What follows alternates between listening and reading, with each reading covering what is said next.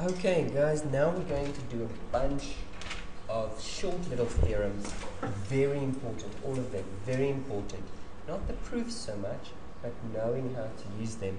Okay, the proofs are very, very simple because of this proof that we've just done. So if we look at the proof that we've just done, we've just proven that if I have an angle at the center, okay, and the point where those radii meet the circumference, if I make another angle from there, this angle, if this one is x, then this one must be 2x. So that angle is double the angle at the center. Now the next theorem says, well, let's actually conclude that next theorem. What would be if I take this point here and I go out to the center there and back there, what would this one be?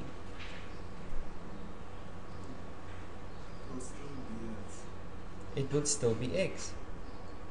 And this one here,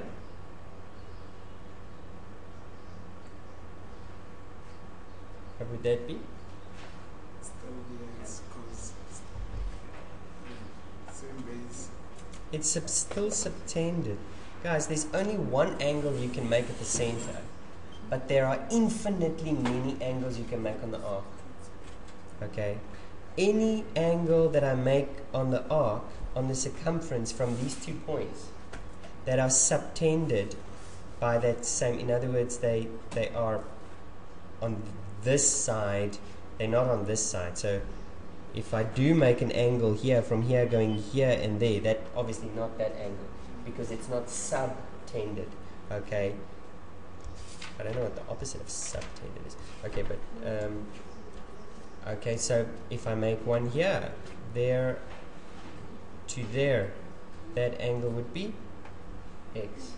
Okay, now basically what that means is I didn't even need this angle at the center.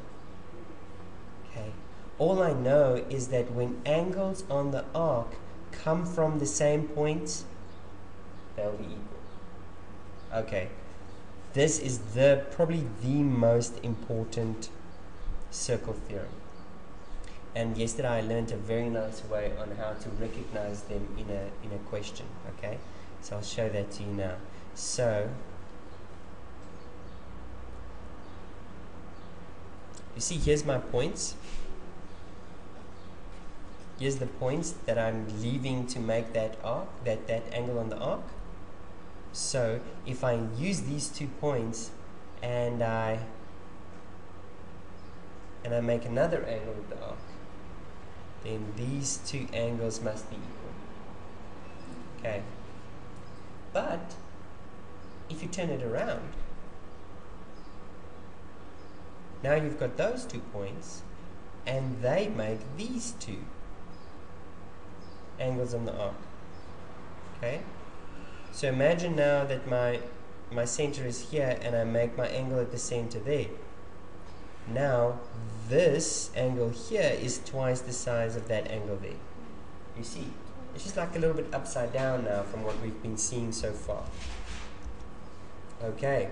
Now the way in which, so you can see that when you have angles on an arc like this, they always come in pairs. These 2 are equal to, and I'm going to use color, very nice color, so that my explanation in a moment makes sense.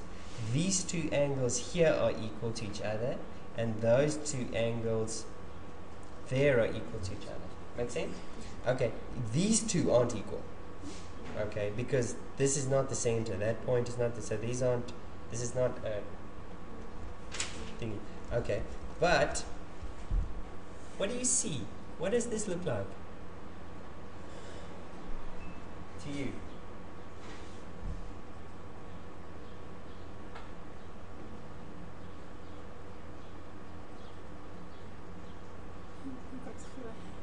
Yeah, it looks like a butterfly. A student yesterday told me it looks like a butterfly to her. I liked it.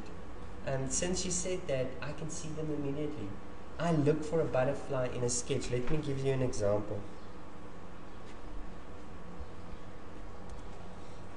Okay, look at this one. Can you see? Who can see the butterfly in this one?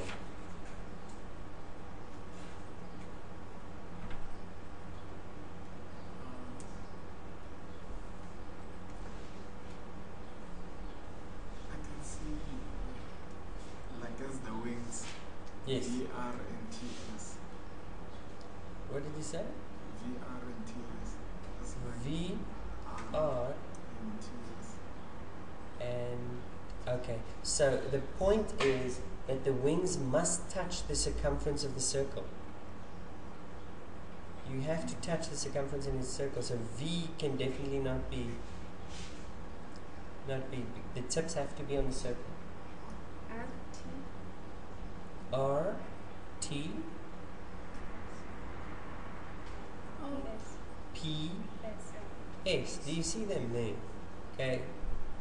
It's a very odd looking butterfly. Okay, but do you see the butterfly? Now the point is that the tip of the butterfly wings are equal. So P1 and R2 is equal, and S1 and T2 is equal. You see it? Okay, now that is very helpful. You have no idea. Before I had this, I really had difficulty seeing it. Okay, so having a picture to look for. Here's actually two butterflies in this one. Okay, two butterflies. Remember, the wings must touch the circumference. Can you see it? Which one can you see? Okay, B, D, F, E. B, D, F, E. Good. So the tips, that's a nice butterfly actually, isn't it? Okay, B2 and F is equal, and E1 and this D2 and 3 together. 2 and 3 together is equal to E1. You see that? Okay. You see the other one? It's AB Oh, brilliant. A, B, and E, D. A, B, E, D. Which angles are equal?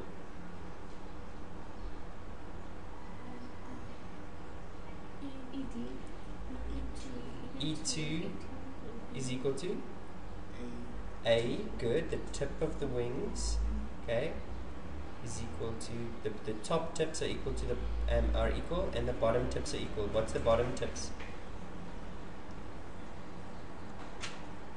is D2 and 1 and then B1.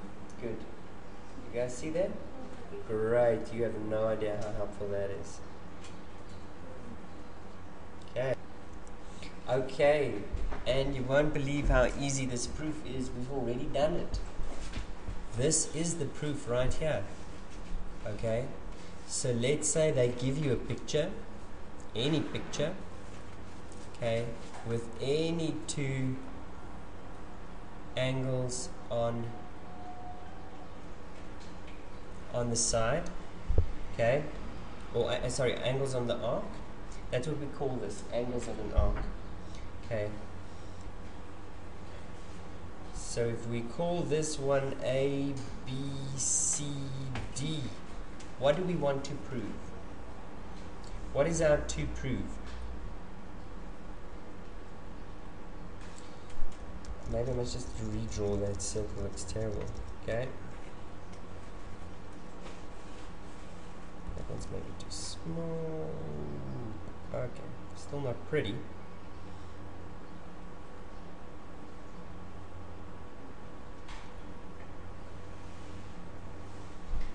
Okay.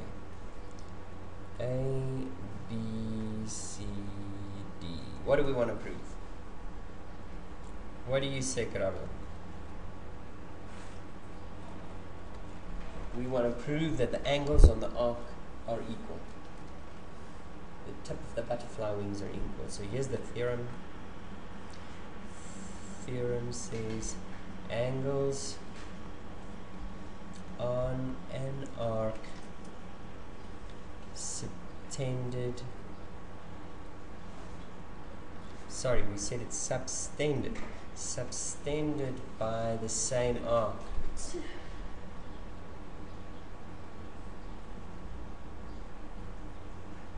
are equal.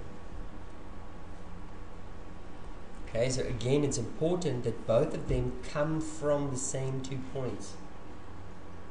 Okay, so what is our to prove?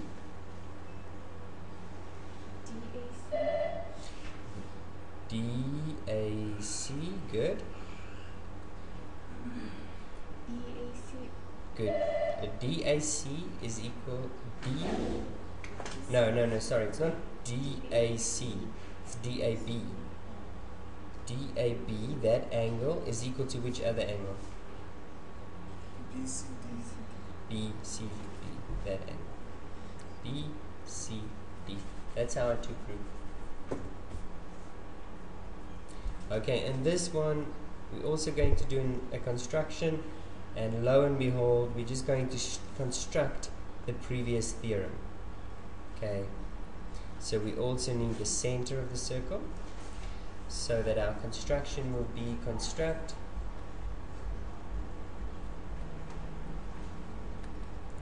OB and OD. And look how simple this is. I'm going to make it even simpler for me, just because look how easy it worked here to just use an X. Okay, so I'm just going to say let angle DAB equal to X. Okay, DAB is equal to X. So this one is equal to X. Then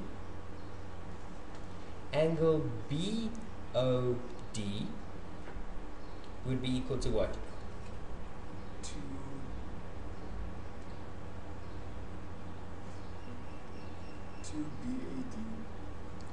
It would be 2x.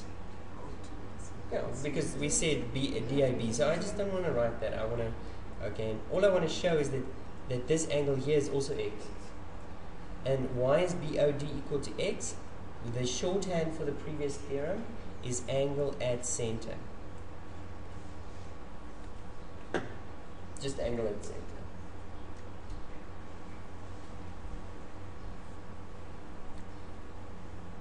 Then BCD is equal to x. Why is BCD now also equal to x?